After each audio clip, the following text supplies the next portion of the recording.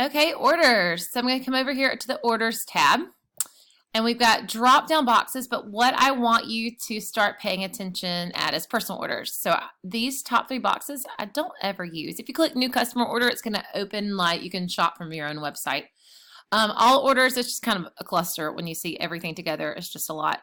Personal orders, if I wanted to go check out and be like, hey, did I pay for my trunk this month? I can't remember. I could click here and go look at all of my personal orders that I have placed. But customer orders is where I spend a lot of my time. So if you click on customer order, it will pull up all of the orders that have been placed. So let's say I have a customer and she wants to know why she got a size 2 top. And I really think in my brain that she ordered a size 2 top. And I can't find her piece of paper, or she ordered it online. I can come here and I can search by her name. So the ship to name, so let's say our ship to name is Pam.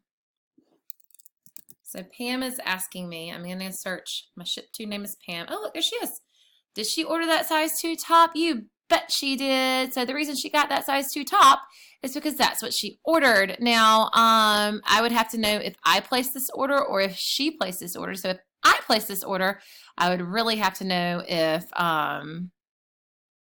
she wrote down a size 2 on that sheet, or if I messed that up. So you're going to do investigation like that. But if she just placed it online, and then you could say, well, you put in 2 as the size that you would like.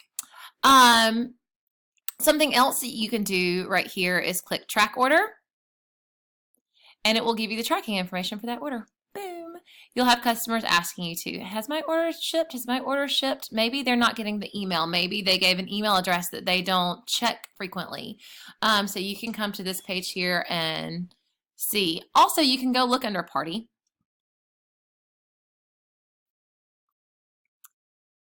The orders in the party, the order status.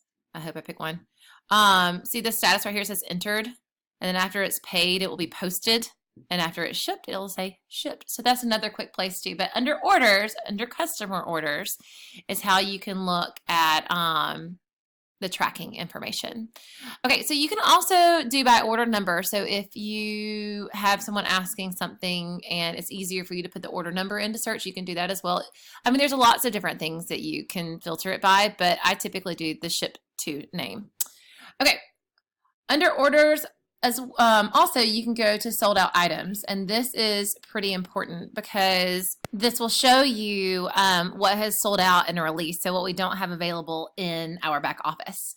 Right now it is just showing us business supplies. It's not showing us items, but well, it will show us items, but right now all you're seeing is business supplies because it's showing you the beginning. So if I do, so those were like the first things added in, right? So if I want to see the last collection, I can go down and it will show me, well, Pocketful Wonder because it's going alphabetically.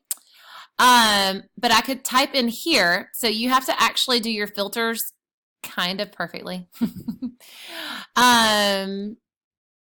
Contains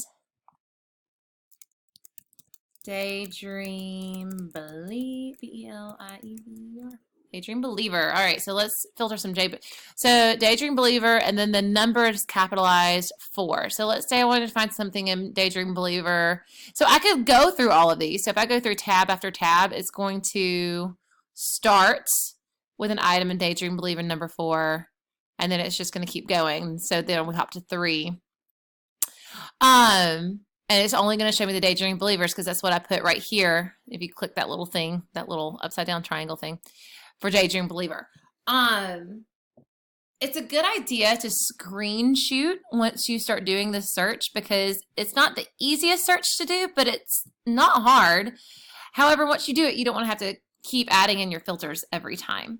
And then you can screen shoot and see what's sold out. So over here, it's showing me in Daydream Believer number 3, the Very Cherry Romper to size 2, 4, 6, 8, 10, 12, and 14. They're all gone. So that's how you can go and search to see what's sold out. We're also going to hop from here over to the Commissions tab real quick. So the Commissions tab is up top, so I'm going to go there. So we can go to Summary. Summary of commissions, and you're going to be able to see what commissions were from month to month. It's going to start with the most recent and go backwards. So you can look over here at commission amount and how much you actually got paid. I have only seen this be different one time, and it's, I mean, mostly you won't see it be different. Okay, so there's summary, and that's what it shows you. You can also click over to volume, and we'll show you how much you have sold with your gross volume over here. And I believe this changes for your team if you have downlines, so everybody together collectively.